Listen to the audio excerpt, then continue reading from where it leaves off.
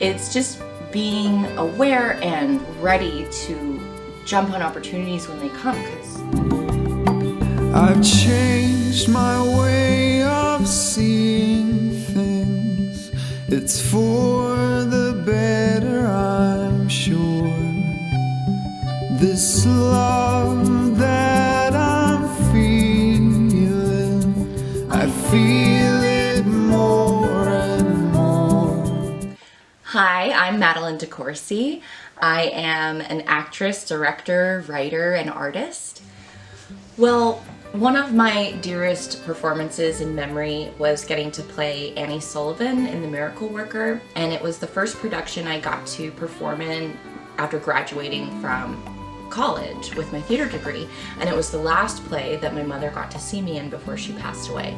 So that will forever be something that is just a gem in my heart. I came to discover these things about myself because my mom knew I had some kind of artistic energy that needed to come out, and every time I do like a little skit or play, like in kindergarten, I was grandma in She'll Be Coming Around the Mountain When She Comes.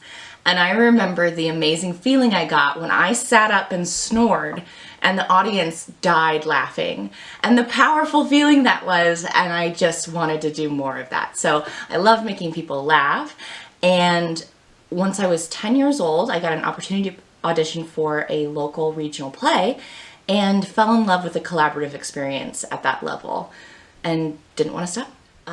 But I've gone on to start a theater program at a local private school. I have started and continued an annual theater camp at a local community theater.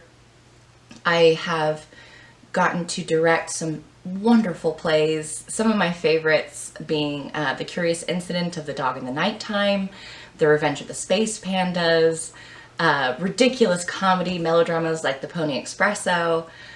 The stories that I will get to tell is so exciting to explore and find out what really speaks to me. My love of storytelling through the medium of theater has affected my whole life because I wanted to take it very seriously and know the science behind it, because even in art there is science to it, which when I discovered that was so exciting. To be able to dissect a scene and dissect a character and really care about every word on the page. One of the first things I start when I'm creating an idea or a project is lists. Lists, Excel or Word, just creating documents, creating timesheets, looking at a calendar, whether it be in your phone, or I sometimes need to use a marker and a yearly calendar to look at the big picture and see where I want to go with a project. So writing things down, being willing to write in pencil or scratch it out if you wrote in pen, because not all your ideas are going to always fly, and so maintaining flexibility at the same time as honoring your vision is the balance that you have to strive for. The advice I would give to an artist wanting to pursue more or deepen their understanding of any artistic field would be find the people and places where you can learn. Either a teacher, mentor, or just a fellow artisan that is willing to teach you, show you, let you clean their floors in exchange. Find whatever way you can to get the knowledge you need. And fortunately, there's a lot online. You can research anything on Google at any moment. YouTube has so many resources of people making free knowledge available.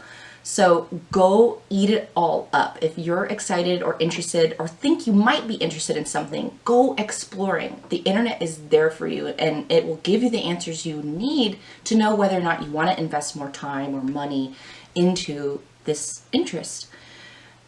Also, get on, I know it's evil, but Facebook has a lot of communities, and so it's a good way to get out there and find those communities. In our modern time, many theaters use Facebook primarily for marketing. So audition notices, workshops, classes, those things are first and foremost going to be put out as events on Facebook or advertised in whatever, in your feed. Hopefully it'll come up in your algorithm. But if your algorithm isn't giving you those kinds of things, you need to go and like those pages so it shows up for you. If you're like, I don't know how to get involved, it's because you haven't started the exploration process. With every project, there's usually some kind of inspiration, and usually it's a community group or person who's come to me to be like, can you do this artistic thing? And usually the answer is yes. I had a woman come to me and say, I want to learn improv. And so I started an improv class. I had a theater come to me and say, we need directors. And I started submitting plays to direct. It's just being aware and ready to jump on opportunities when they come. Because as you're floating down the river, there's just going to be a bunch as you go by. There's no blueprint to the artistic path. So thriving artist means that in your pursuit of knowledge and exploration in whatever field you're into, don't forget to take care of yourself.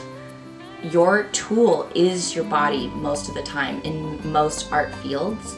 So you need to take self-care very seriously. Eat, drink water, sleep. These things are important, and you cannot be artistic and creative if you aren't covering your bottom line. So sometimes it can feel really icky to need a side hustle, to have a job that isn't artistic, but if it's what allows you to explore and gain knowledge in your art, do it. Feel it more and more. Found God in the sunshine. She just sat there and held my hand. And now her eyes closed, breathing. I'm learning to understand.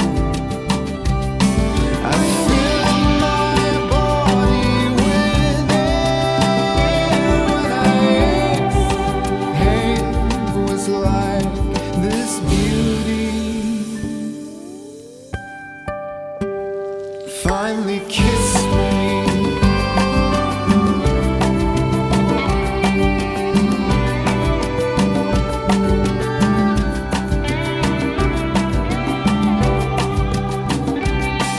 The key for me is focus. I need to tune my mind into light. 'Cause I'm constantly trying to soul life. I'm both red and blue in this fight. But when I fill my body with air and I know this darkness wouldn't even miss me.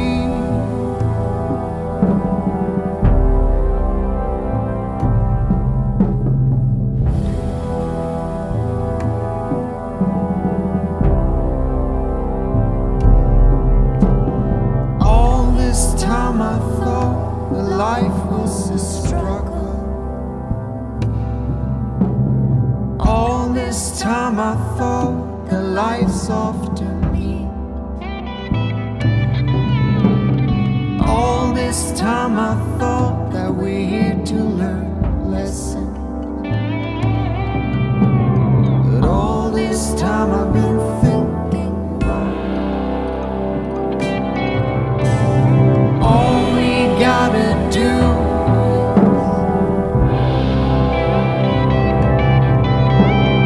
all we gotta do is all we gotta do is all we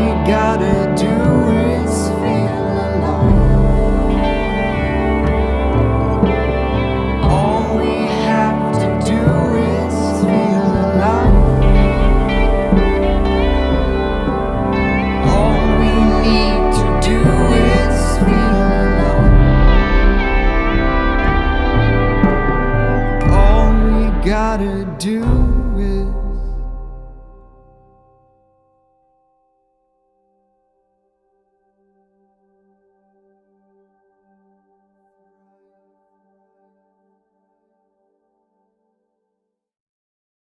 So you take what you can get. Oh, jeez. This is Godfrey.